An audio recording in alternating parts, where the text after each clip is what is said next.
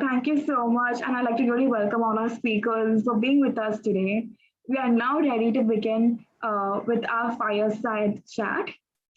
My first question is for Kamaleen. So, through volunteers, we are able to drive the growth of our operations and programs that are nonprofits. I'd like to invite you to comment on the importance of creating a comprehensive, engaging volunteer program, on how exactly you work upon finding volunteers and allowing volunteers to find you. Kamaleen? Thank you, Adelina, and good afternoon, everyone. It's really nice to see all of you.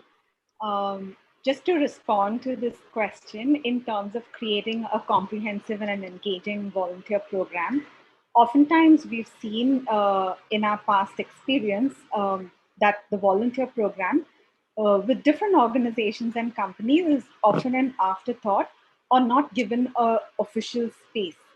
And what we've realized through our experience is that it is important to create it's important to create an experience for volunteers, and this experience is what is actually going to carry them through and is going to impact their lives and impact our organizations as well. I think another thing to keep in mind is that volunteers are looking, at requirements in their personal lives as well and in their professional lives as well. So, looking at how we can meet that, and at the same time also ensure that they are being a fit into the organization and that they are serving our purposes as well. So, important pieces to keep in mind are managing all the pieces of the process really well, right from understanding where they would fit into the organization, that is, identifying the need and the gap in the organization, creating a space for them, defining well your selection process, and then the management of their time in the organization and managing their exit and interactions beyond their time at your organization. All these are very important pieces and need to be given um, equal importance as much as you would give to onboarding a staff or an employee.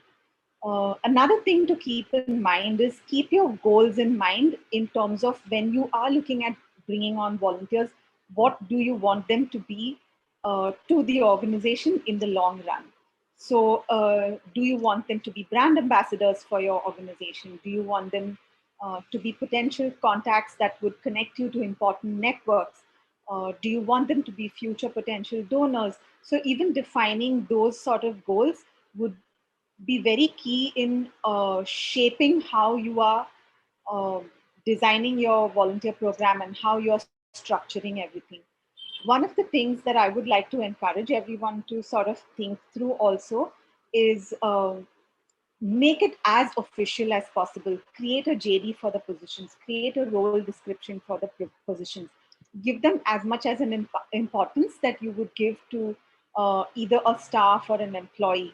And also feature them in your blog posts, feature their experiences on your website and on your in your newsletters, in your monthly collaterals that go out. uh, Give them, highlight them, spotlight them.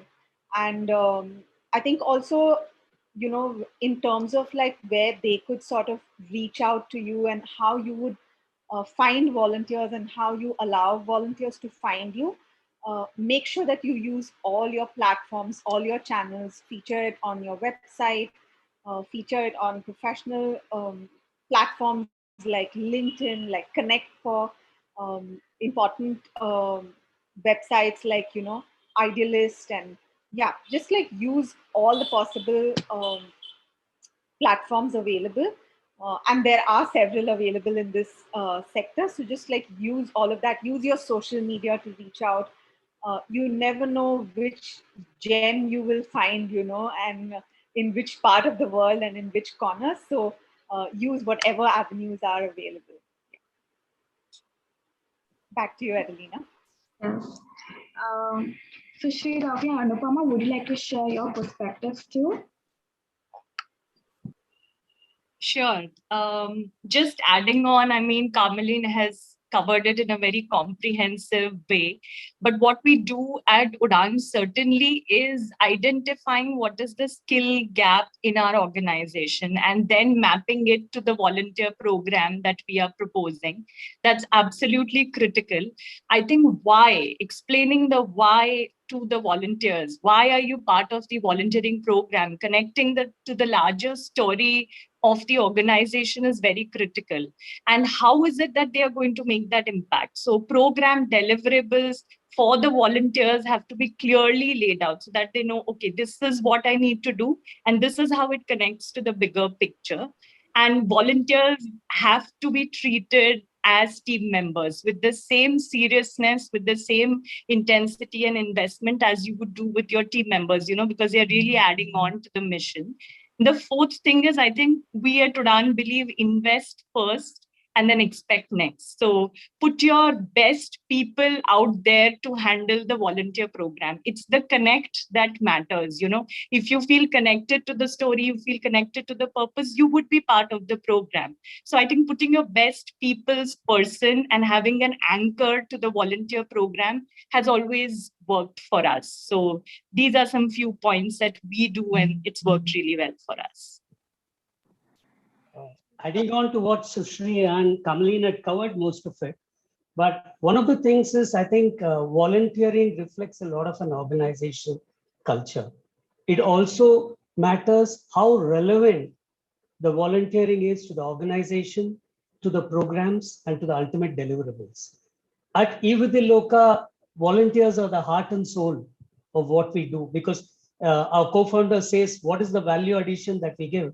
It's our volunteers. It's the commitment over the years, what we have delivered. So it's a journey. So it's very important. One of the things I would strongly look at is this journey needs to be structured. And certainly it would be worthwhile for every NGO or an organization which is in the social sector to look at a volunteering policy, look at the need for volunteering and organize it well. Because at the end of the day, this journey has to be fruitful, and the volunteering experience. See, everyone comes for volunteering for a cause. That's why they are here. Otherwise, they won't even be there. But can we make it very smooth? A good experience is completely dependent on the organization. I think an organized program would make a lot of difference. At least from an eVidyaloka experience, where our programs are directly related to volunteering. It's I can hardly overemphasize that. Thank you so much, Ravi and Sushri.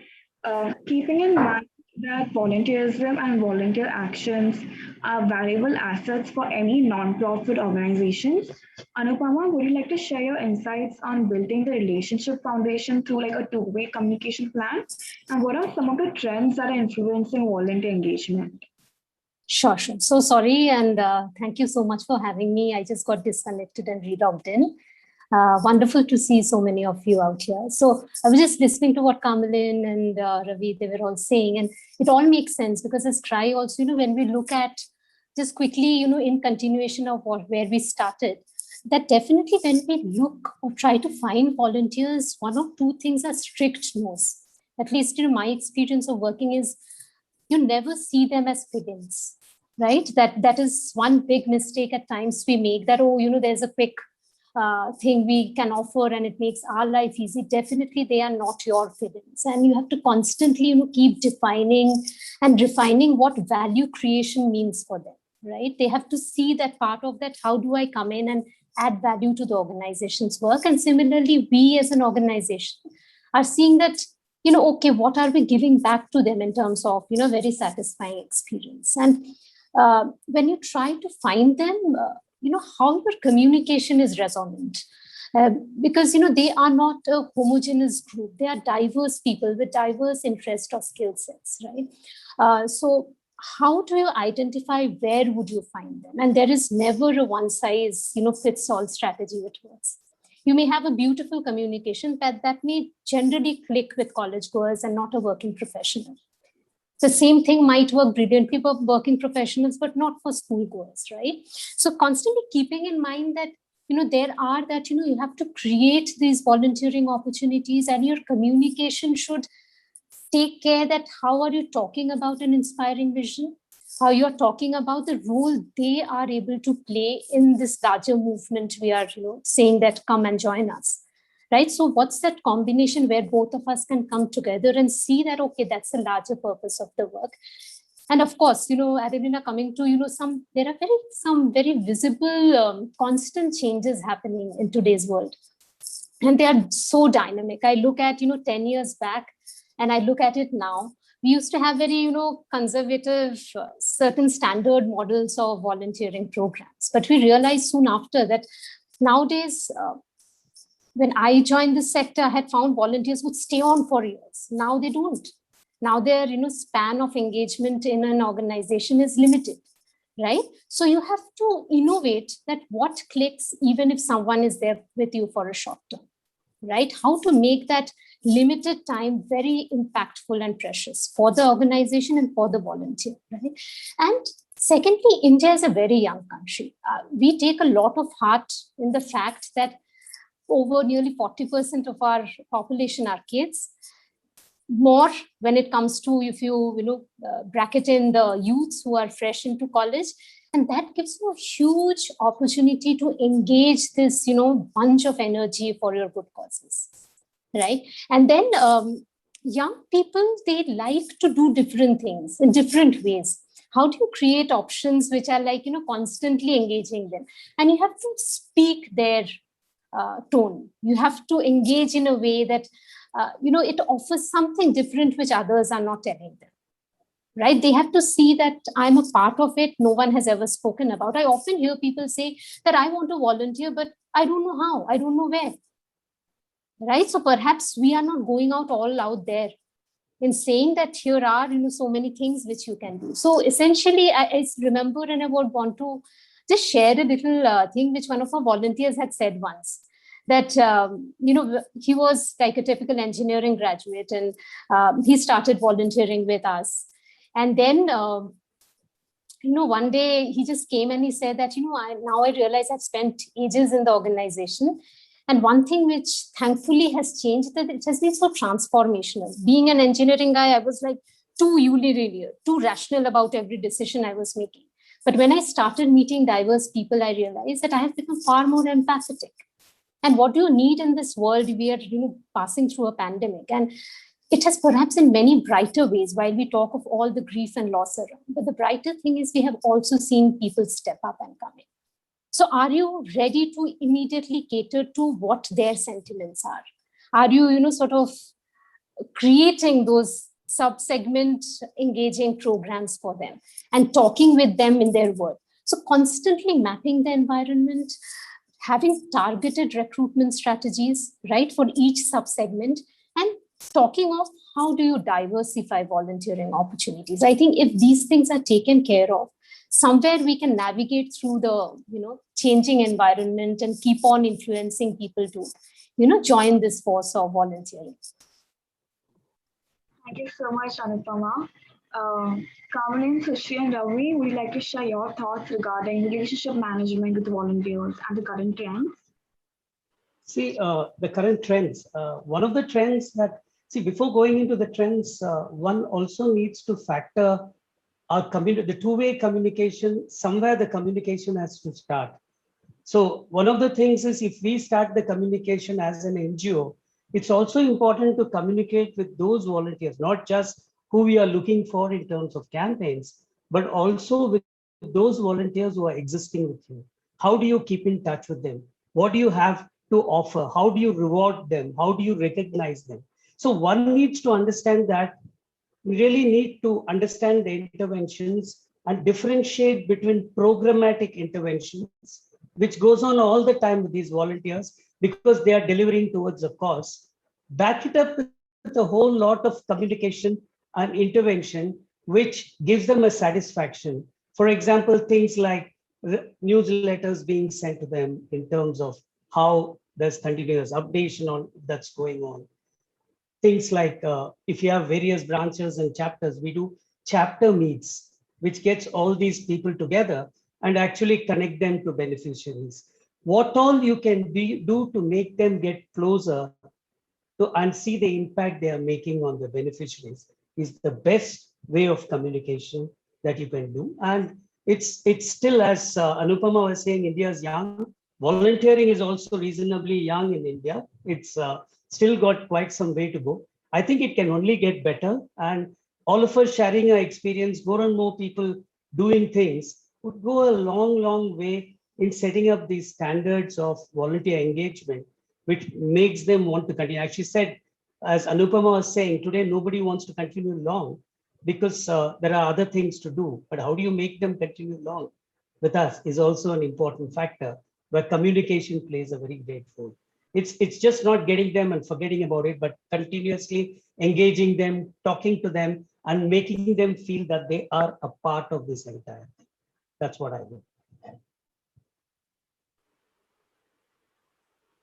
I think also looking at the motivation, right? Because like gone are the days when volunteering was just about distributing food, or like, you know, now people want to use their professional skills to impact the people that need the help, right? And they are looking for various ways. Um, you may have somebody who really wants to work in the field of education, but may not necessarily want to work directly with children because that is not their area of skill or strength, but they may have like a marketing area. So really looking at their motivation and where their heart lies and how they want to make that impact.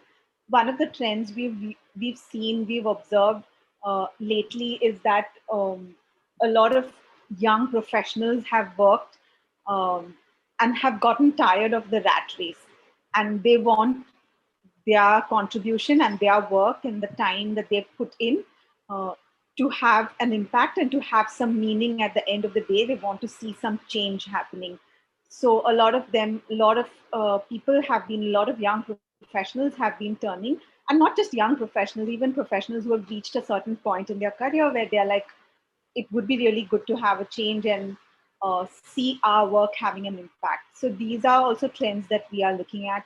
We also have been able to observe trends of young students who are looking to um, pursue their education in international places, and you know, they've taken a gap year and they're looking to gain credits. So these are also trends that we have observed in volunteer pieces, and looking at these motivations definitely help you to shape how your communication goes out, and um, what sort of relationship you are building with them in that sense.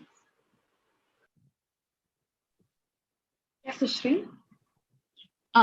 So I think I can share specific examples from Udaan. I think what has worked with us is either of these two things, you know, either your program are innovative or they are aspirational, or a combination of both is actually ideal. So to give you an example, we introduced a program of introducing students, youth to basic coding, Python coding, you know, because it also helps them in computational thinking. It's also one of the core employability skills. And we partnered with a long-standing corporate partner, the IT department, to start this program. Now, we were not seeing a lot of traction earlier from this particular department when we said, you know, come and teach real life applications, etc. But this was aspirational. They wanted to fight the mindset that why can't the youth that, you know, comes to Udaan do this? They deserve this opportunity. And so we saw a lot of interest. It was very, very intensive volunteering for a period of 3 months, but they committed. And they said, we commit because as an organization, we feel you aspire for more, you believe in your youth. I think that is one trend that's worked with us. This is one example that, you know, because of time, I'm just sharing one. The other thing is not having fixed timings for volunteering, you know, the standard way of doing it, 3 to 5, 4 to 6, 11 to 1, and you can come in one of these batches. Instead of that, turning it around and saying, let's do one-on-one mentoring, the skill that you have and the skill gap that we have, we will map it. this is the end objective. At the end of 3 months, this is what we want you to do. And you can do it at your and your mentee's pace, whether it's on the weekend or it's on the week. But as long as we are clear, you need to at least invest 3 hours in a week to be able to see a meaningful difference. So I think this flexibility and one-on-one, instead of doing it in a group setting, has helped them connect much more, especially in this virtual medium, where you feel, oh, I'm part of this story of this child's life or this youth life. That has worked. Also, I think this in general, I hope there is not much crowd in that age group now, but I think this is a trend that we see with the youngsters, low on patience as far as learning appetite. Timing is a little on the lower side. And like Anupama said, we have to be cognizant about what is their need. Instead of saying, this is what we want to do as an organization, see how you fit in, So there, what we have done is we have re-looked at our programs and reimagined some of it in bite-sized volunteering programs. So instead of a 2-hour, we break it down into 3 segments and say, okay, it's going to be 20 minutes each. And there can be tasks that you can do on your own and sort of come back. That has worked. And the fourth thing is, I think, amplifying the good that the volunteers do, having spaces to share their stories and say how their life has changed, hearing it directly from another volunteer in your organization. So we have these volunteer conferences where they all share their challenges, how it has worked, how their life has turned around, Not only they are impacting someone, but they are also getting impacted in the process. So I think this trending we have seen, whenever we do this, the number multiplies and, more people want to be part of that story. So those are some little things that work at Udaan. Just one more point to add, Adelina, that taking from what Sushri is saying, what's critical today, like what you would talk professionally, is today volunteering, online volunteering is getting bigger with all this COVID and the current situation. Earlier on, it was like saying, I'll go to the community, actually experience what it is. How many people really did volunteering? And all those volunteering were essentially directed towards skill development, basically filling skill gaps in various areas of an organization. Today, you can talk about volunteers playing a role in programs and part of the organization's delivery. That's a big change. At least that's what we are experiencing in eVidyaloka. So I think time has come for a very strong volunteer relationship management program, like a CRM.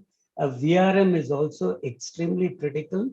That would actually set the two-way communication, and it's a matter of time before this starts seeing some very significant shape. And we at eVidyaloka are very sure that we want to take it in the direction, because when you have volunteers as your lifeline, you have to do everything possible to sustain the lifeline, or you don't exist. So you have to sustain the lifeline. So as I think the two-way communication will not only cover acquiring campaigns in terms of getting new volunteers, but also talking to your existing volunteers. It will become extremely critical. It has to be two-way communication. And I believe a volunteering relation management program will start getting far more significant in due course. And with online picking up and remote being a comfort, you'll find more people coming into it.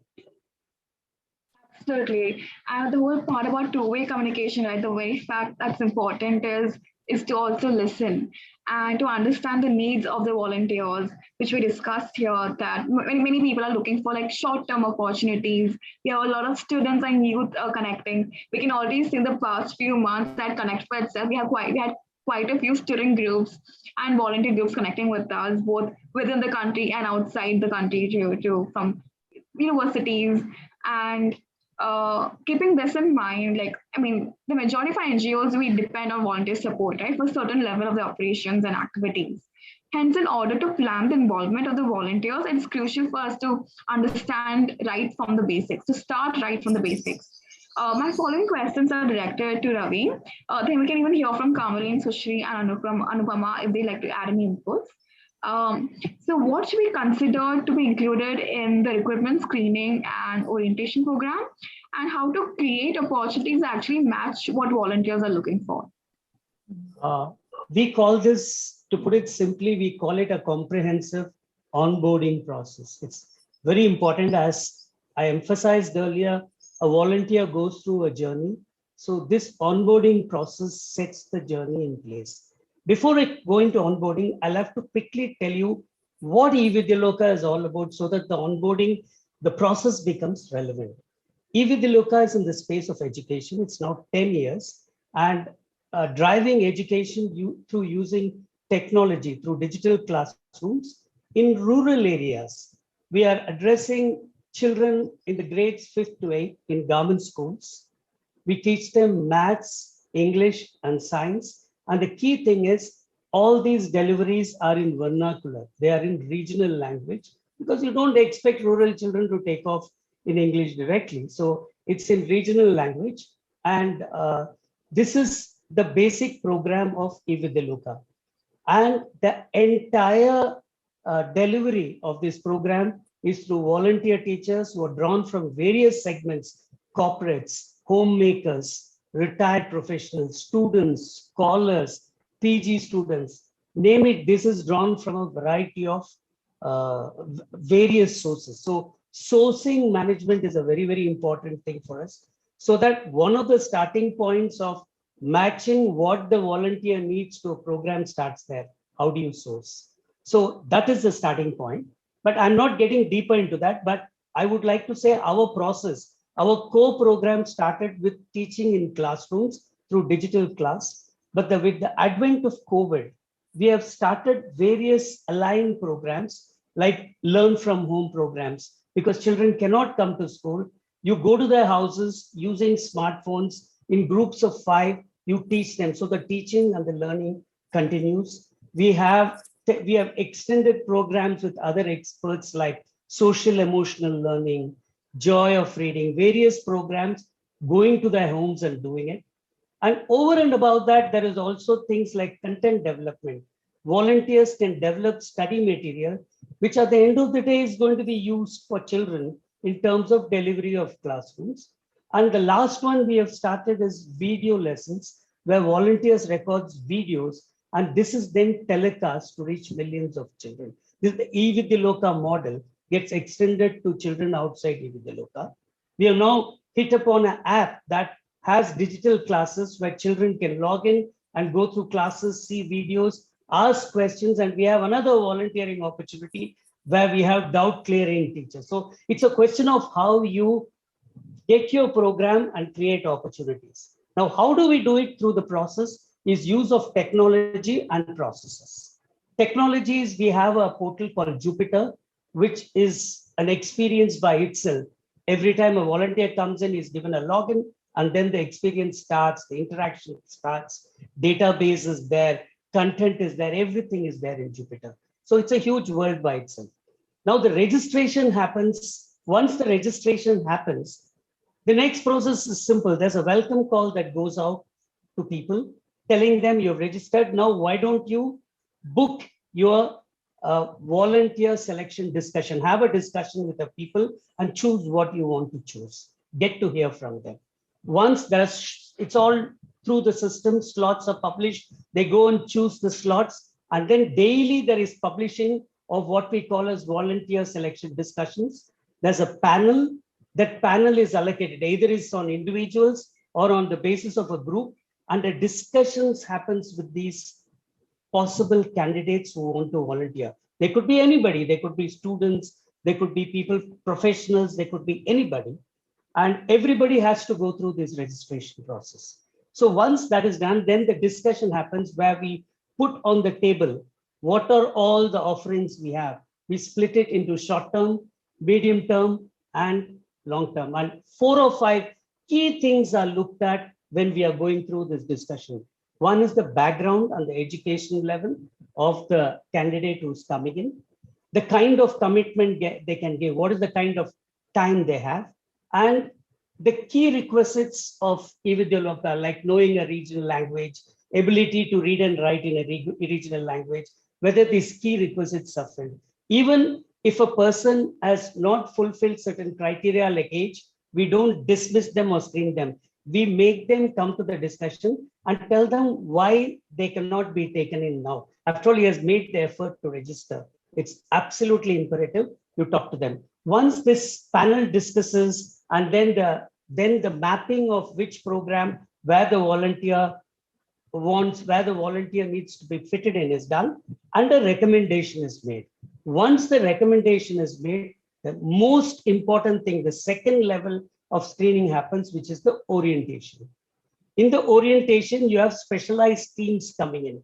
If there is the operations team for teaching or the academic team for content or video, the relevant team comes in and takes them through the entire process of what the volunteering is all about, what are the skills that are required, how it is done, samples are shown to them, everything is shared, so that there is a second level of decision making, because we tell it upfront, if you can do it now.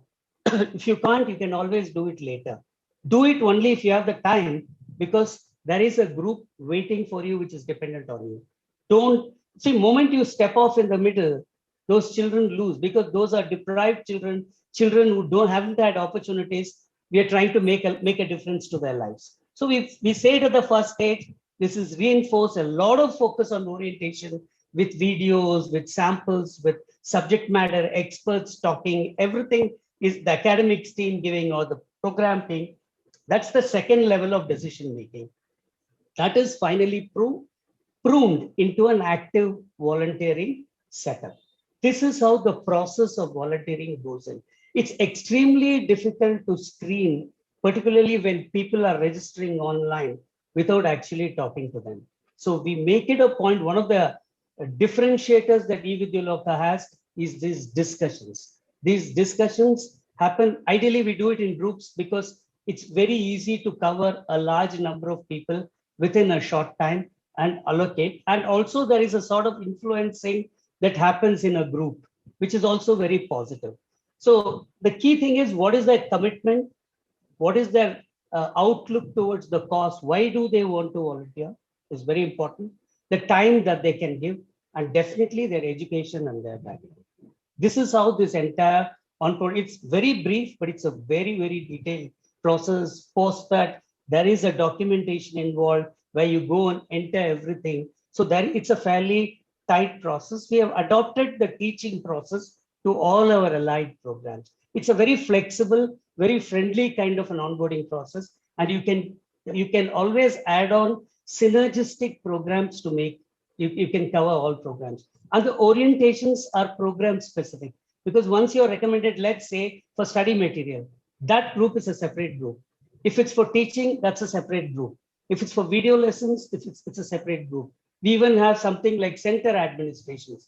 We have various centers, so people can help the centers do well through administrative support. That's a separate group. So it's all fairly well structured. As I said earlier, structuring this program is very important for us, because volunteering is our lifeline. Over to you, Adelina. Thank you so much, Ravi. Kamaleen, Sushri, Anupama.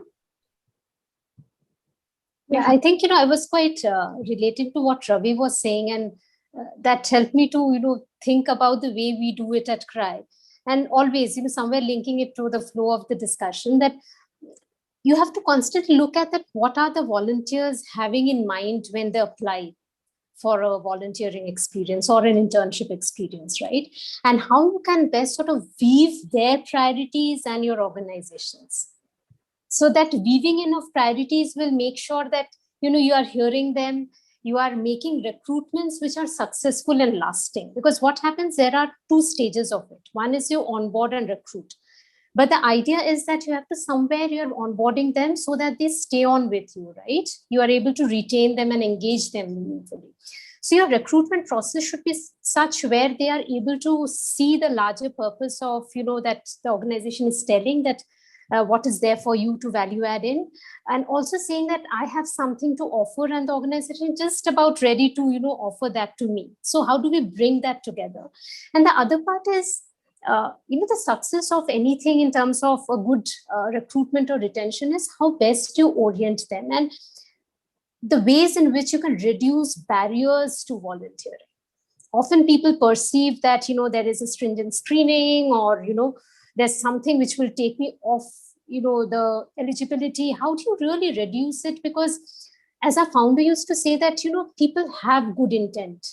The thing we can do as an organization is how do we open up opportunities where we can convert the intent into action.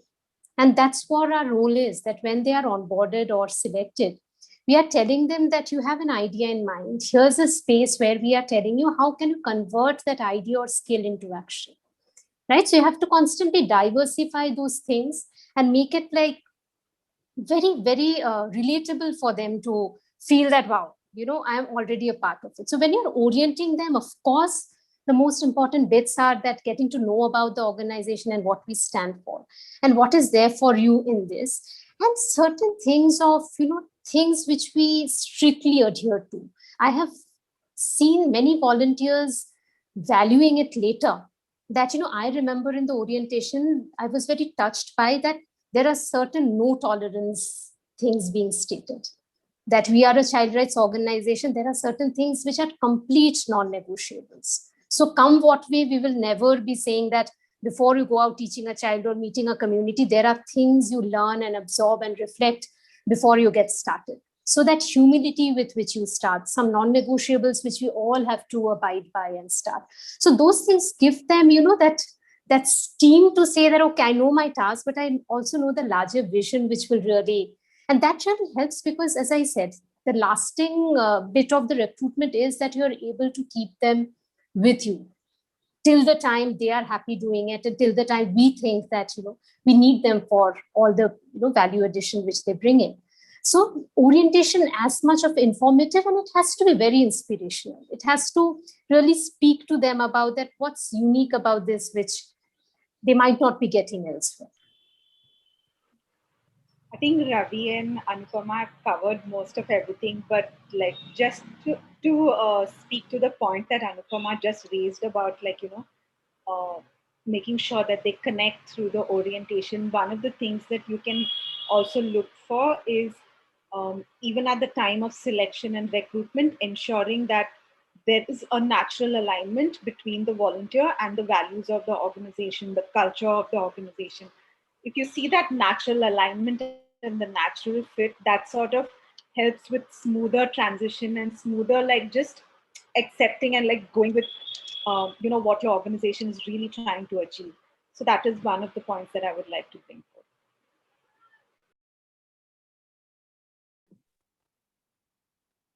I think everything is pretty much covered, and it's in such a comprehensive way. Just summarizing really quickly, I think communication is the key. Adelina, your second question was, it's a relationship and it's a two-way relationship. And like in any other relationship, communication, I think, is the key. So making it structured, planned, having lesson plans, having a framework, and communicating is definitely one of the key pillars of ensuring it's a success. And orientation, I think there has to be a great focus on how you orient your volunteers. So yes, you have huge numbers coming in, and I'm sure a lot of people on this call will agree how suddenly after the orientation, the number dips drastically. So what is the magic sauce that you use in the orientation? Get your best person in to sort of do that. Have all the people on the call who will be dealing with the volunteers. Sometimes in orientation, you see 4 people and you're confused. The one who was speaking, do I need to contact her? Do I need to contact the academic person? Do I need to contact the other one? So clear communication, one single point of contact for a particular program really helps them staying anchored and connected. I think that is what has worked with us. We also go a little extra and we do actual dry run of a session with the volunteers, So they are the students, the facilitators are the volunteers, and we do it. You have to keep it crisp, otherwise they're going to lose patience. It has to be something different. They come expecting that I'm going to get my lesson plan, I'm going to get my framework, I'm going to get clarity on my program deliverables. But what is it that I'll go back and tell my colleague that, look, and I think I am very proud to share that this is a thing that is with all our corporate partners. They always tell each other, Udaan orientation is unique. We want to be a part of it. And why don't you just come even if you don't want to be part of the program? So I think we spend a lot of time on how to make those 40 minutes with the volunteers impactful in the best way possible, keeping structure, planning in mind, but also the human element. At the end of the day, that is what makes you connect with another person, right? Even in a relationship. So I think that is something that's key. Communicate, and communicate some more. Keep communicating at frequent, planned intervals to make sure that, they feel anchored to the cause of the organization. Sushri, just to add to what you say, I think there are two aspects to this. The first is getting the comfort level of the organization that happens in the selection discussion. It's not hardcore. There are no tests given. That's the thing. It's a comfortable discussion. But because you have a proper orientation, it also tells the volunteer whether the prospective candidate to say, can I do it now? This demands so much. So I think that's the most important screening. The orientation is the most important screening that happens when you actually get the volunteers who will go through. Despite that, there are people, various situations people can drop. But I think there are two aspects to this. The orientation actually gets them into what exactly they are going to be doing. That's a very focused activity. And the selection process, the discussion is finding out whether their profile actually fits in. Are their communication okay? Are these people very serious about the cause? So there are two different aspects, and each has, in our experience, we find, because this is remote teaching, this is integral to the program, we find each has a very significant role to play. Because when we recommend, we factor a lot of things before we recommend for the orientation. So there is a process involved in that. There's a scoring involved in that to say, yes, this person can fit. Suppose it's a student and it's for teaching. We think, well, a student, why not a student do a content? But because the track record states students are not very consistent in terms of a long-term program or even a medium-term program. So this is that recommendation is a very important part. And then the orientation takes over actually to give you the filtered correct volunteers will actually deliver for you. I think that's the key of this onboarding process. And I also believe onboarding process can be used to gather a lot of data about your volunteers and build a profile. You can use the profile for a lot of your communication. You can say your communication can get very, very segmented to profiles. So this two levels of onboarding we find has been extremely, extremely informative for our work. Thank you so much. We have now reached the final phase of our event. Before we move ahead with the last two questions, I would like to bring to the attention of all our attendees. They can share their queries in the Zoom chat box right now. This would help us in resolving them before the closing of the event if the time permits. Our final questions are on the value of volunteer involvement and how we can take it forward. I'd like to now turn to Sushri for these questions, and then the other panelists can share their closing points. So Sushri, how can our nonprofits effectively monitor and evaluate the impact created by the volunteers? And what is the role of social media and technology that plays in engaging the volunteers of the future? Right. So I think sometimes what happens is the words monitor and evaluate sound very scary. But actually they are words that will help you understand the efficacy and effectiveness of a program. And it can be really very simple and doesn't have to be mysterious. So I can share simple examples of what we do at Udaan. So for example, one of the things is in a volunteering program, first thing is to clearly define your metric of success. What is it that you're looking at to determine whether your program is a success or not? It could be, so there are criteria in it, right? So we look, for example, how many unique volunteers we have engaged in a year. How many, what is the spread across all the programs? What are the number of volunteer hours that we have tracked? what are the skill gaps that the volunteers have helped us bridge? How many beneficiaries have they impacted? If it's in a children's program, how many? If it's in a youth program, how many? We also look at how many repeat volunteers that we have, because that tells you a story, that helps you understand that they believe in your cause. They are your silent brand ambassadors, so looking at that also helps. The other thing is when your onboarding happens, the conversion rate from the orientation to starting the program, looking at that also helps. If you had 20 and then you have this, so then you know that, okay, this is something that's working in my favor. Starting of the program till the end of the program, how many volunteers are continuing through the entire journey? Looking at that also helps. Another thing that also helps is, we have a lot of crowdfunding campaigns that we run, or other campaigns that we run. So how many donations are being made by the volunteers? That's a clear indication of how much they invest in your cause, and you can evaluate that, whatever you have done with the volunteers, there has been investment from their side.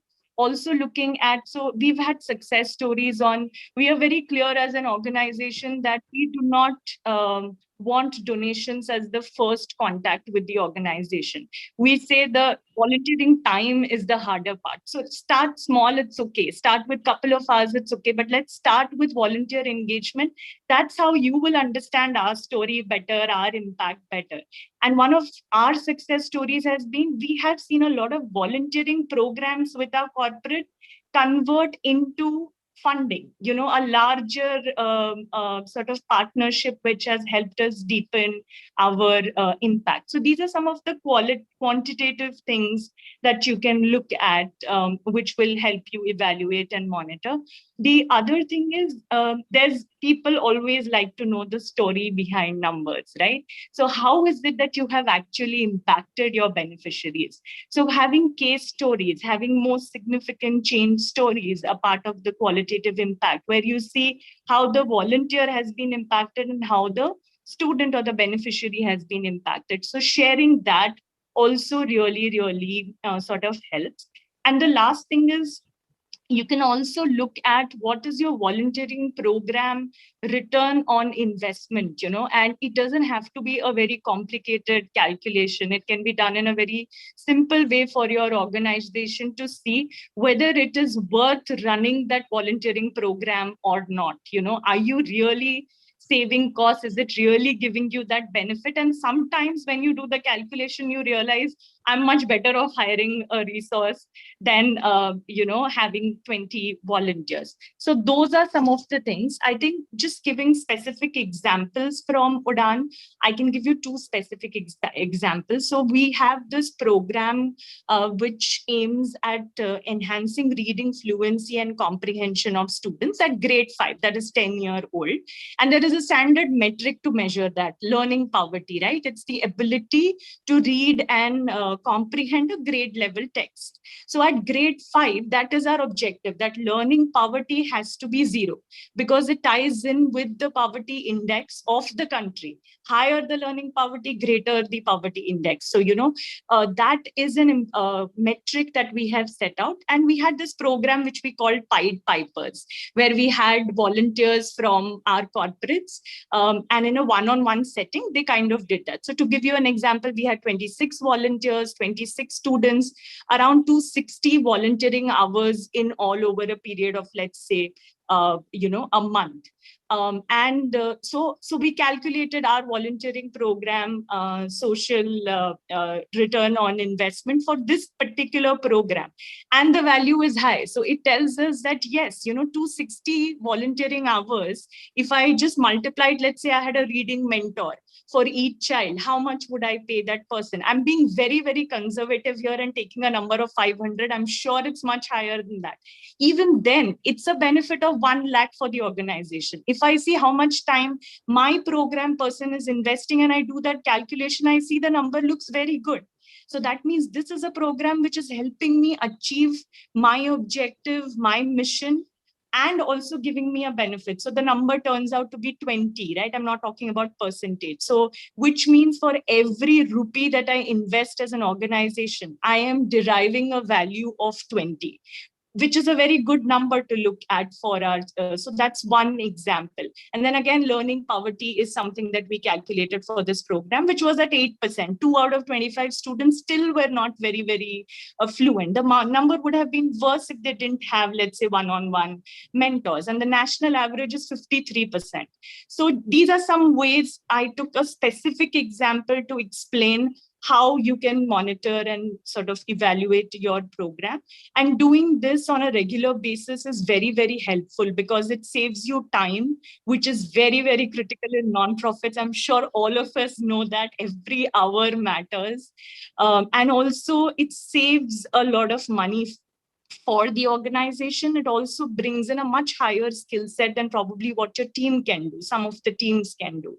So these are few of the ways in which, we do at our organization and ensure that the program is working well, or take some hard decisions that, no, this is not worth investing, and then don't do that program. Yes, what about Ravi, Kamali, Anupama? Just to add to what Sushri is saying, Sushri, each organization, I think, has very different ways of measuring how volunteering works.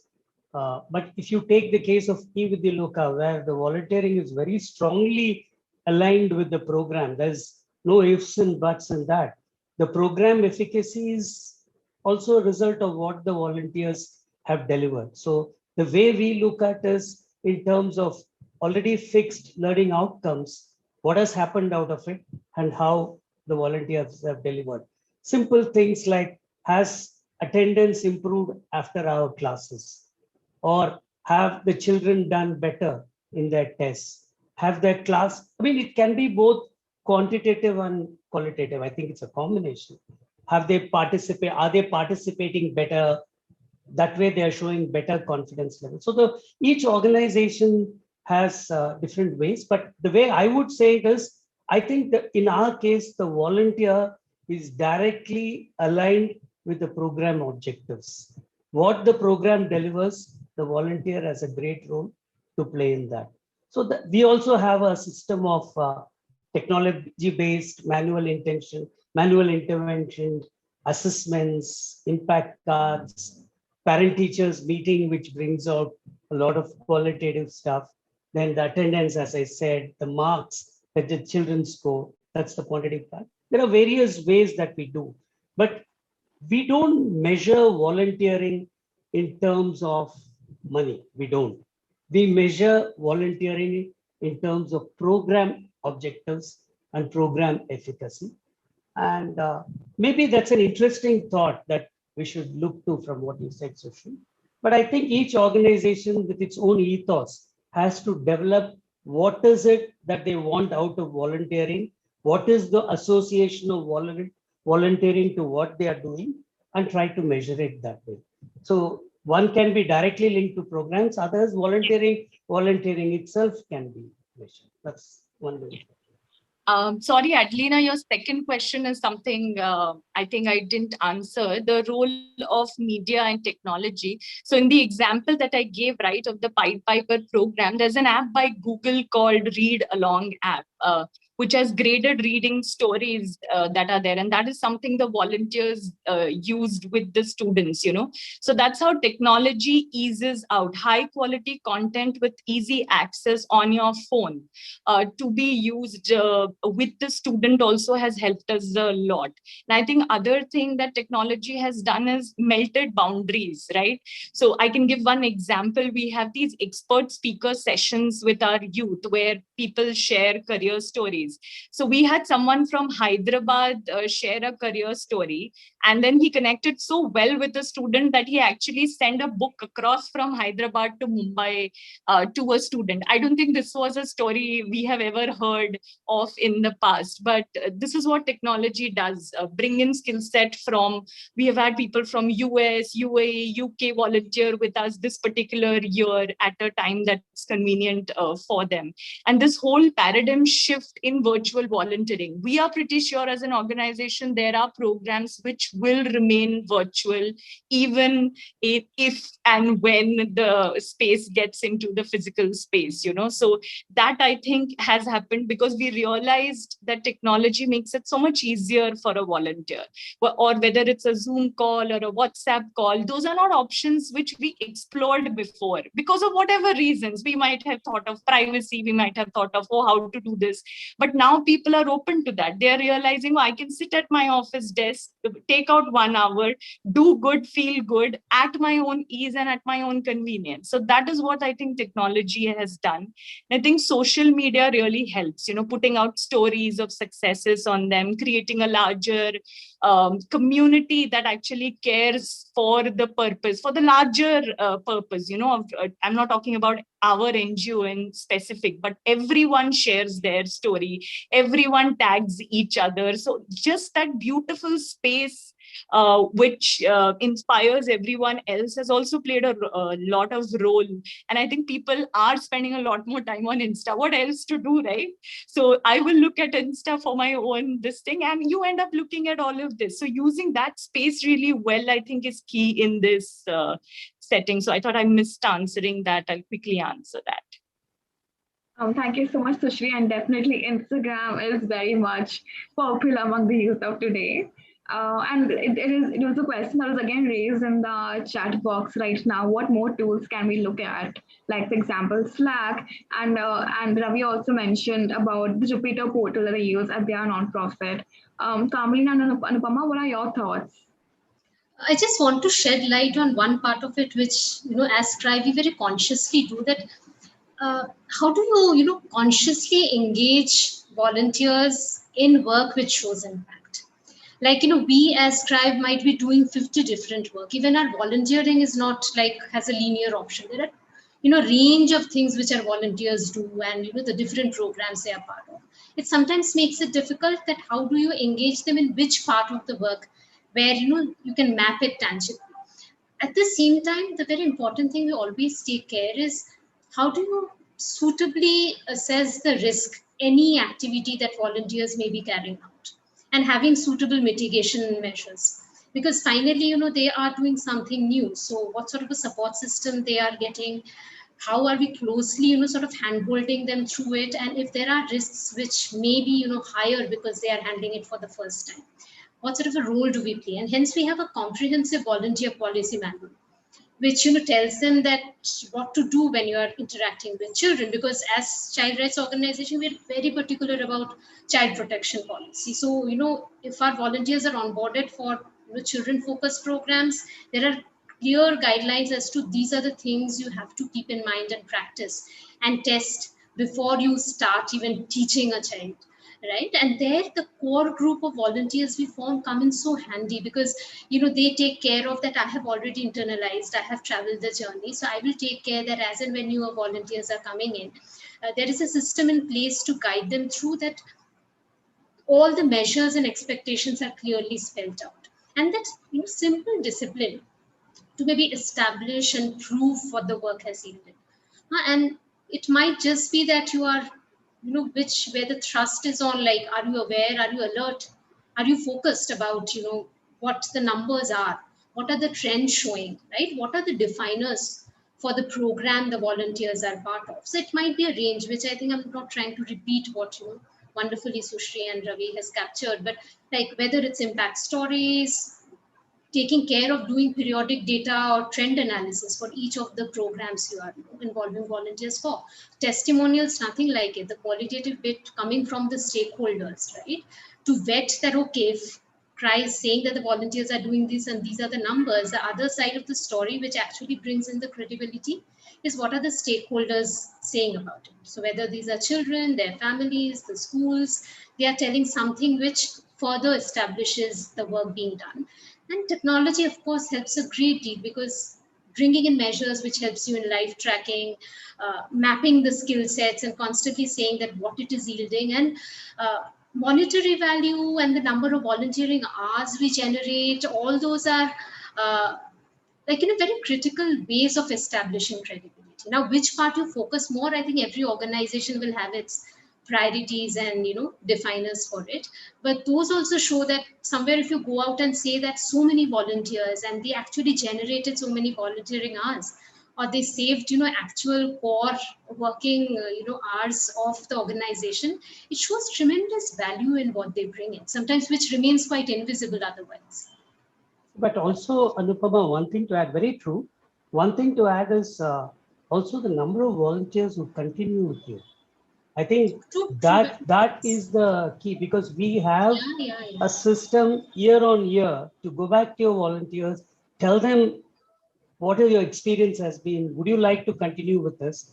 And we find that at least 30 to 35% of the volunteers do continue, despite that. I mean, that itself is fairly large. But as you rightly said, volunteering hours is a tremendous way of measuring, because that really shows you the kind of time that people are, because that's the value is the time is the value. So same parameters are used, I guess, by most of the organizations that use volunteering in a big way.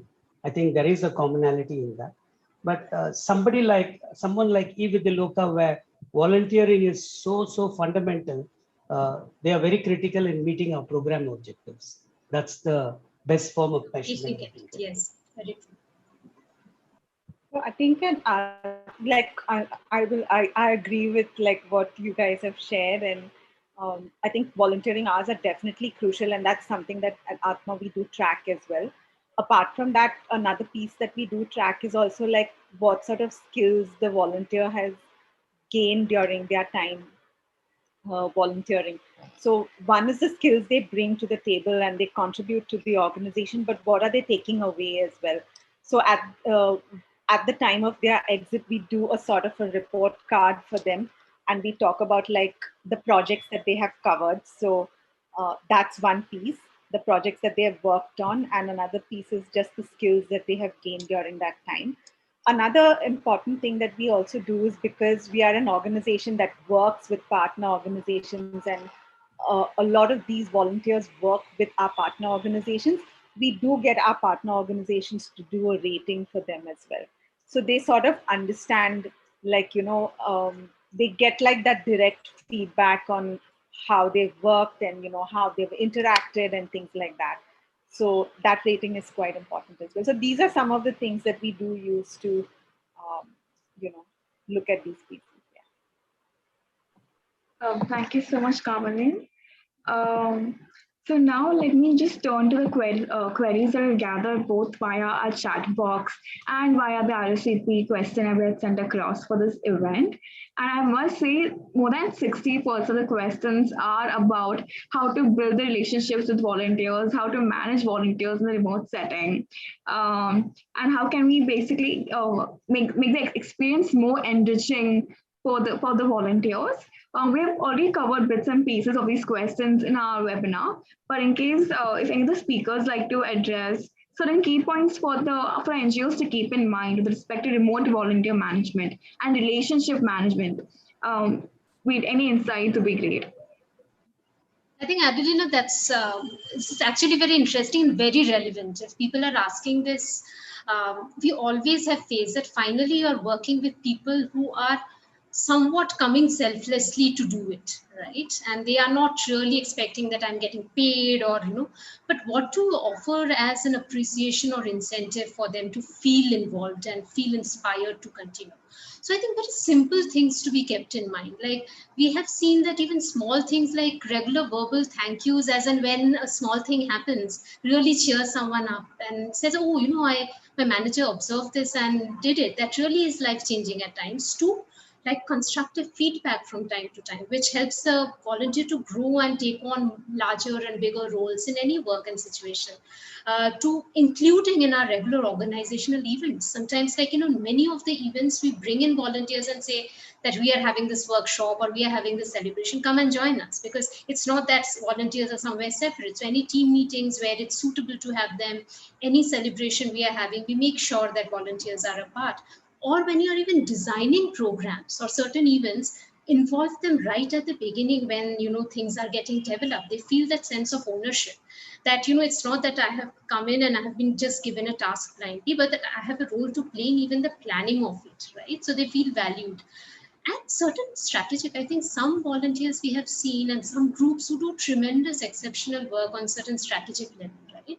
So they're even getting your head of your organization to write an appreciation letter or have a personal chat really boosts volunteers. Monthly events, regular communication, even we have annual events. But I think the key thing is small recognitions of moment a person becomes a volunteer with you. Acknowledge him with something. We send him something called a digital EVN badge, which says you are a part of the EVN family. I mean, small gestures, give them milestone-based acknowledgements. You have done this, remind them, you have spent so much time with us. I think it's a continuous process of relationship.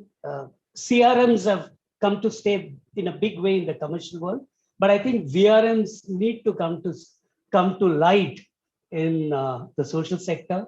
I'm sure it will come in. I don't think the Salesforce and others give you enough support and data to take and work with that. It's a question of very data-based activities. You have the data, you can connect with anybody, you have the information. But I think it has to be a continuous process. It's not a one-off thing. And at the end of the day, as you rightly said, the feeling is that I have been a part of it, makes a lot of difference. We have volunteers who lead us with referrals on volunteers, who lead us with corporate connects, who lead us with that. That's what I mean by a continuous process of engagement. You need your volunteer champions. You need those people who can form your core group, who can actually drive this to the next level. So as you said, this is a continuous process. And I think more and more attention needs to be placed on volunteering relationship. In fact, more than what you actually spend on acquisition. This is far more valuable. Spend more time in talking to your existing volunteers. I'm sure they'll bring in more volunteers. Absolutely. And as we already spoken of earlier, volunteers act as ambassadors for NGOs. Kamli and Sushri, what are your perspectives regarding working on the relationship management?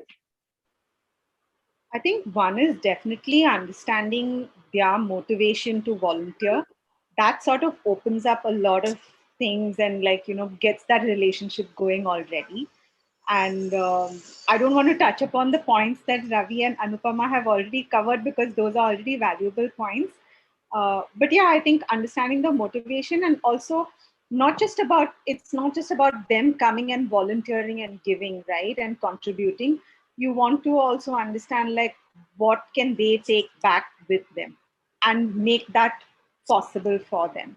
So building that sort of an environment, building those opportunities and trusting them with responsibilities, treating them on par with staff. All these are really, really important pieces in relationship building. And definitely the continued engagement, right from day one, talk to them about what they want to achieve within the organization and then what they want to do beyond. And, keep that conversation going. I think that definitely helps with the relationship management. Just building on to what Kamalin said, right? So we have this thing where we have a lot of volunteers, who are a little older and who are with us because they really enjoy the experience that the children or the youth, bring in their lives. Their children are away, and it's really about understanding that motivation. So with them, what we do is our founder actually takes them to, a coffee shop or just spends time with them, invest that time with them to understand and hear their story. And for them, that is a very big feel good experience, and they feel validated that my time is valued. They don't need certificates, they don't need badges. So tailoring it to the motivations of people, I think I really connect with that point. We also have a lot of celebrations, like our sports day is a big hit with the volunteers. So inviting everyone, whoever has been associated with us in the past, either you will be a participant or you will be an audience, and both is fun at the organization. Also being part of annual celebration and a little more investment where we co-create programs with some of the high-skilled volunteers. I think that builds trust. That definitely helps bringing complementary skills to the table and bringing best to the table. So I think these are 3 points that we do that has really worked. You should be able to invest your time as well to communicate that we value your time. And we do little things like we give out superhero cards to our volunteers, which are personalized with a message written behind them. And, we've seen a lot of them pin it up on their table, and one person has it and 10 others look at it and say, it's not in a very corporate setting, you suddenly see the superhero card and you're like, I also want a card like that. So I think that also really, really works in building a relationship, that every time you look at it, you feel valued. You feel your time has been valued, your skill set has been valued. So I think those are a few things that we do which work for us. Structuring that is very important. How do you structure this and take it from day one? How do you ensure that their journey is meaningful? Then you have achieved a large part. Yes, absolutely. Coming to the second question, we've already spoken a bit about the technology that we use at our respective NGOs, right? Do you have any more recommendations on what tools can we use for both monitoring, evaluation, and the management of the volunteers? One example that we have given by the attendee itself is Slack. Are there any more tools that they can keep in mind?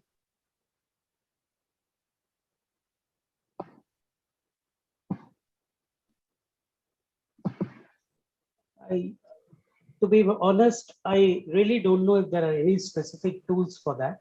But I think you can, the way I would look at it is every organization first needs to, any project management software would actually help in the monitoring and evaluation of, there are a lot of free software, there are many softwares, but in our case, everything is driven by a very, we have invested in technology.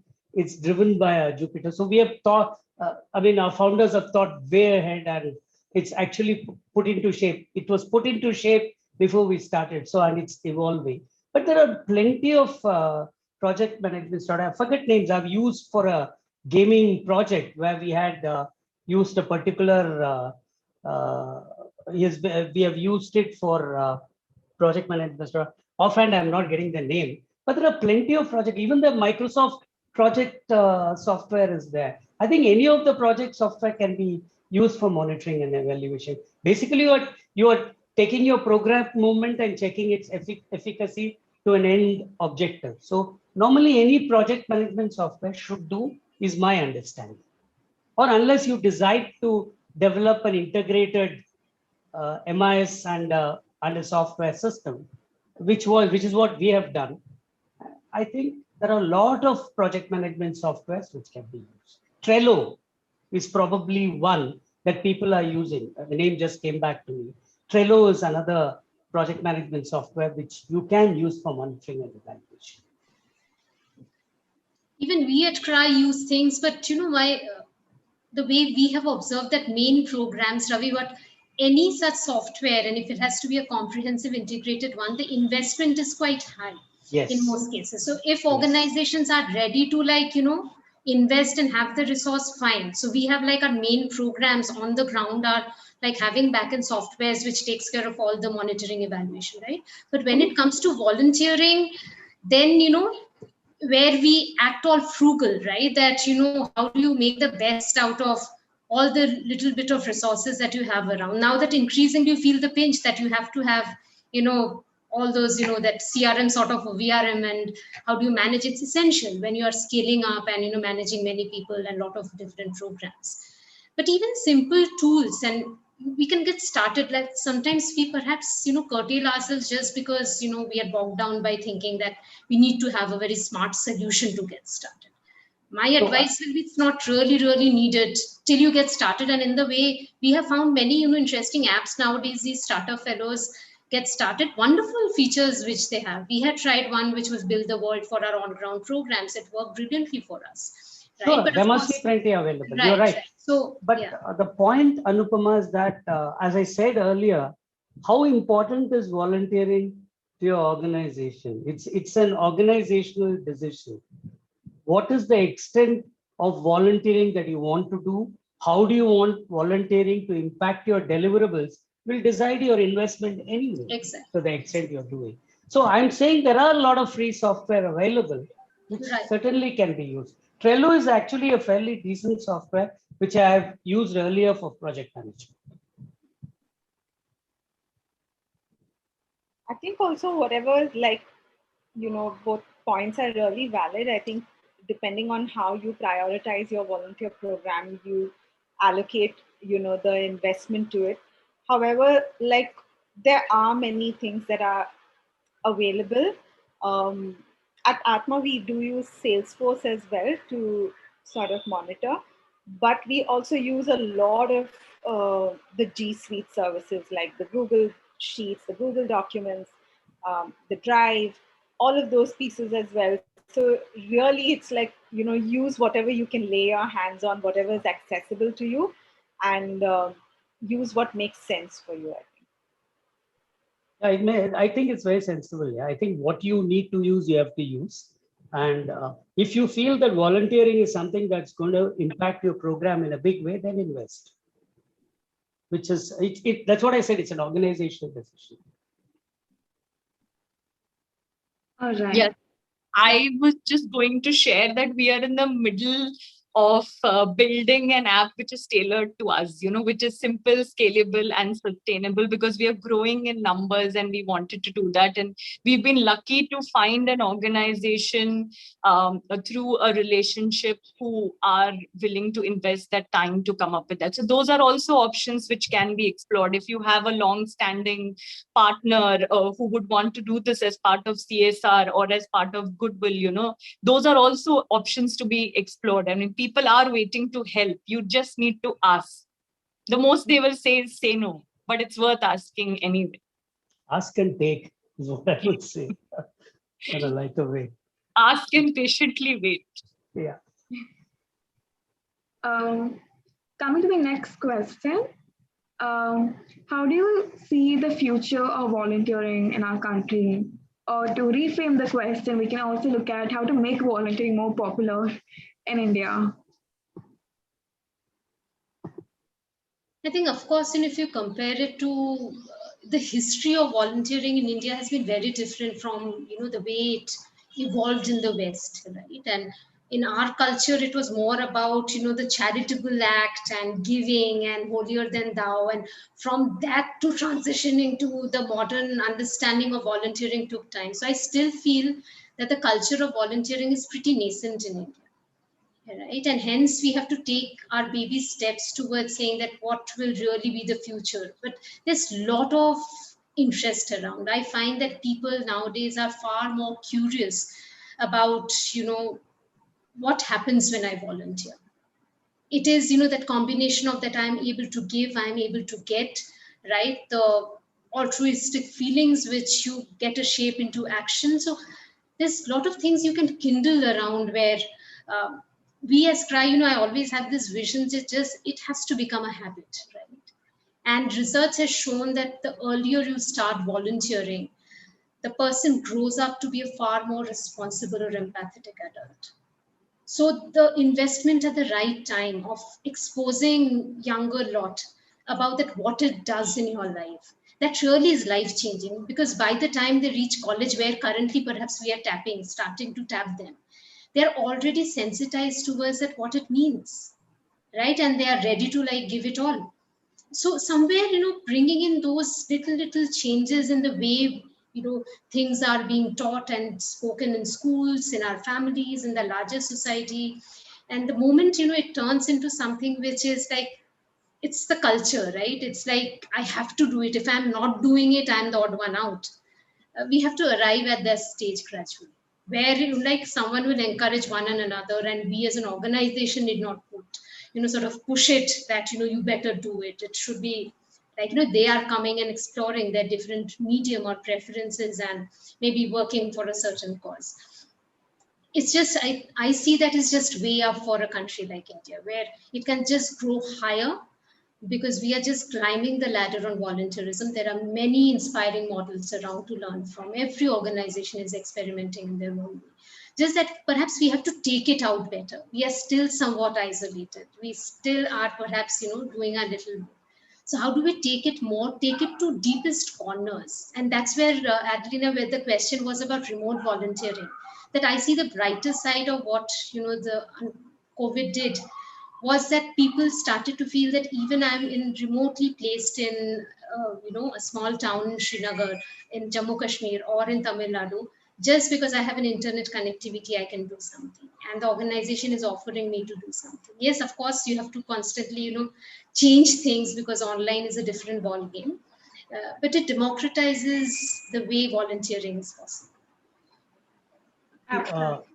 The way we can look at also is, today the awareness for betterment of the society, doing something for the society, cause-related activities are getting inculcated today even in educational institutions, with students forming groups, coming in. Students today instigate NGOs about volunteering, saying, listen, I want to do something.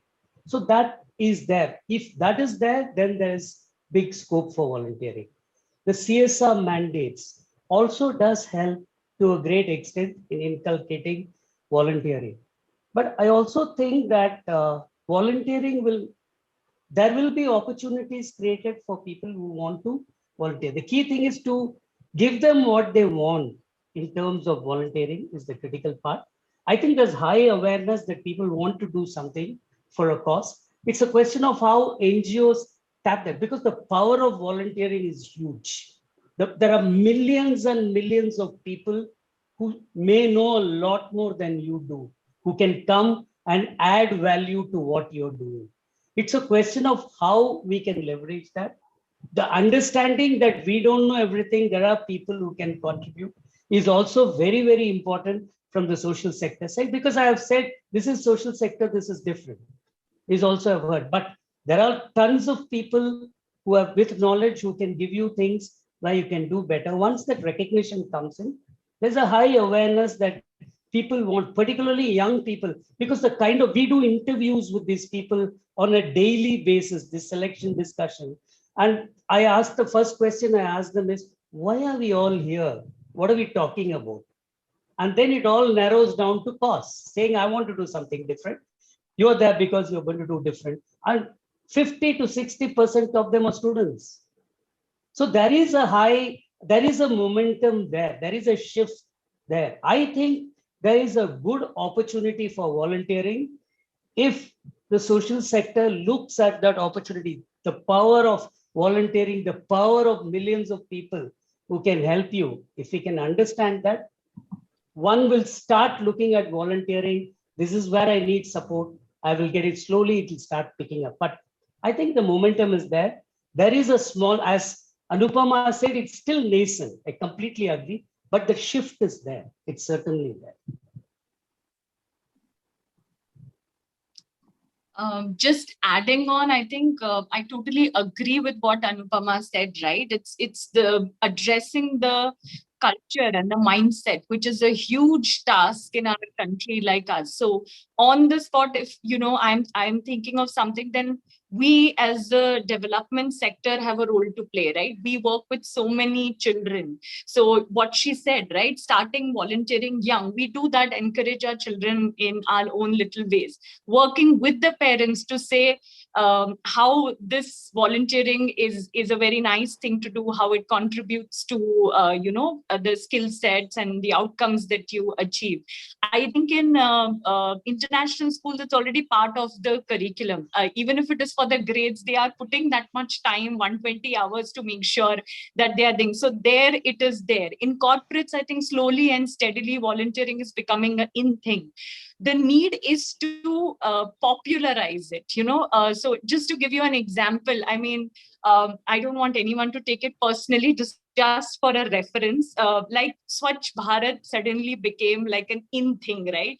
Why should cleanliness become an in thing? It should be something normal. Why did it become? Because every media, every social media, tweets, everything was around it. It became the talk of the country, right? So why not have a national level conference, which is a steady thing each and every year? And probably organizations can nominate 1 or 2 volunteers who can be part of it, make a big deal out of it, make spaces like that for people who are influential to talk about volunteering, get it in the media, get it in the social media, get it everywhere. I think those are ways to initiate people into this, to scale up in terms of numbers, and slowly and steadily it will percolate a little more into the culture of the country. So I think all of us as parents, as development sector executives, as partners, we all need to speak that language, that volunteering it has to become the talk of the town. It has to become popular. It has to be something I want to attach myself to start off with. And then everything is going to become a little more deeper, and it's going to develop like this. One of the things why volunteering works in the US is because it's fashionable to say I am a volunteer. It's a nice thing to say that I volunteer. In India, it's mostly not a nice thing to say. Why are you wasting time? Free mein tujhe kuch mil raha hai kya paise? That is what we need to change. And that narrative has to change in our country. And how can we do that? I think is a conference in itself. But we can look at some options like this, where we nominate volunteers from organizations, especially organizations that work on scale, who can come and talk about how it actually impacts. That probably might be some baby steps towards moving towards this, changing the narrative on this whole volunteering piece. Absolutely. I think we need to start looking at volunteerism as a civic responsibility, you can say. Yes. And we have 2 final questions. We have already crossed our time, but if I think we can address this particular question on engaging entrepreneurs and professionals as volunteer mentors for the programs. And the other question is on the Jupyter portal that Ravi had mentioned earlier. One of the attendees, they want to learn more about it. So we can first address the engagement of professionals and volunteers as volunteers, and then we can speak in depth about the technology of Jupyter portal at Avialoka. Right. The entrepreneurs question, Adelina, it's my favorite right now to answer, because we have had a very recent success story on that. So for the past 4 years, we've been running a program with our youth, which is they working with micro entrepreneurs in the community. So some of the youth actually work in groups of 4 or 5 with their parents. So there's higher investment in the project, and the idea is to work with people from the corporate, someone from finance, someone from marketing, and help together as a team, help the micro entrepreneur to increase his revenue. And we have had nice success stories around it. We had someone who was a vegetable vendor, and there was a suggestion that you can go to the societies and sort of work with them. It's a simple idea, but it came from a volunteer. They worked as a team, and that worked. So we've had entrepreneurs who want to do this, who want to do good, who want to help someone grow as well. So the idea is to connect the two. We've had people who are interested in programs like this because they feel I have a skill expertise, and I can help the micro entrepreneurs, and I'm also doing good. That's one example. The recent one that I was talking about, we had someone who is in a very senior position right now in a corporate, and he himself was an entrepreneur. He sold his company to another company. So we floated this volunteering opportunity where we said, if you want entrepreneurs 7 years from now, they are not going to magically learn entrepreneurship in a year through some program, right? It has to be part of your mindset, of your everyday learning. So we decided to introduce it at grade 8. And when we floated this, we thought no one is going to sign up for this opportunity, and we had created a curriculum based on a research-based organization which does it. But it attracted him because he's an entrepreneur. He knows that is the future of the country. And he was very intrigued that doing this with 8th standard is something I want to do, I want to learn. So what happened at the end is, at the end of those 20 sessions with him, we just piloted it last year, we saw very good change in the problem solving abilities of the students. So these are two simple ways in which we have been able to engage entrepreneurs. And of course, you can always have them come and do expert speaker sessions with either your children or your team, because they are the best problem solvers. Every problem that exists in the world, an entrepreneur has gone through, right? So they can take you through that process and help you navigate on how to deal with it. So they have a lot to offer, but these are the 3 ways in which we have done it, which, can be replicated very easily across the age group that we are talking about. Interesting. Yes, moving forward to the next question. Ravi, would you like to share how Jupiter works at Vidyaloka? See, Jupiter is technology phase, because we believe that technology is extremely critical today to achieve any kind of efficiency that we want. The Jupiter is a portal which takes in all the data. For example, Jupiter contains all data related to the volunteers. The volunteers are given a login. They enter into the world of Jupiter. There is various forums. There is various groups in which they can interact within the Jupiter. They can interact with people. They can connect with people who they have to work with, whether it's from the program side or any side. The entire content is there in Jupiter.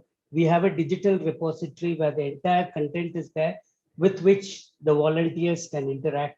Our entire MIS process of deriving the Jupiter is what I would say is it's being developed as a complete package which drives our programs, which drives our organizations, and which drives our day-to-day working.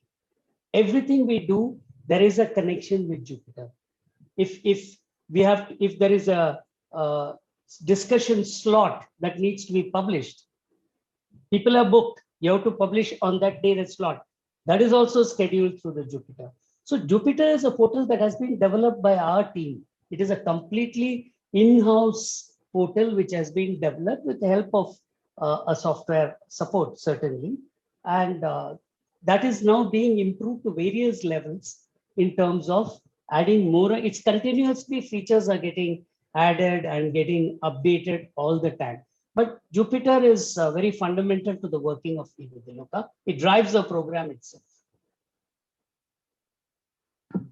Thank you so much. I can't say anything more than this. I'm not a technology person, but without Jupiter, it would be very difficult for us, such a support. Yes, I mean, I really noticed how technology has definitely helped us, a lot of us, especially in these times. And I do realize that how earlier for most of the nonprofits, the digital education, digital literacy was a huge barrier.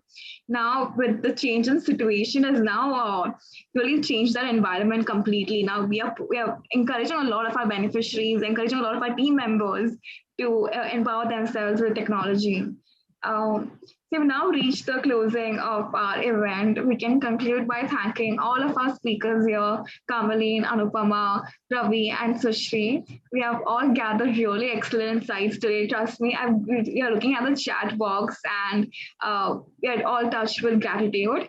Thank you so much, everyone, for joining us for this session and for being a wonderful audience. I request you to please fill the feedback form, as it will help us to curate many more sessions like these. My team member Aishwarya will be sharing the link to the form with you in the chat box right now. And as mentioned earlier, if you have any questions that remain unanswered in the session, please put your queries on the feedback form, and we can request our speakers to respond to those questions via email. And we hope to see you all for our webinar on virtual teaching workshop for our partner and non-partner NGOs at Connect4. The event is scheduled for 16th of June, Wednesday, and the details will be shared again with you via the chat box. Thank you, participants. Thank you so much, speakers, for joining us today. We'll see you all soon. Take care.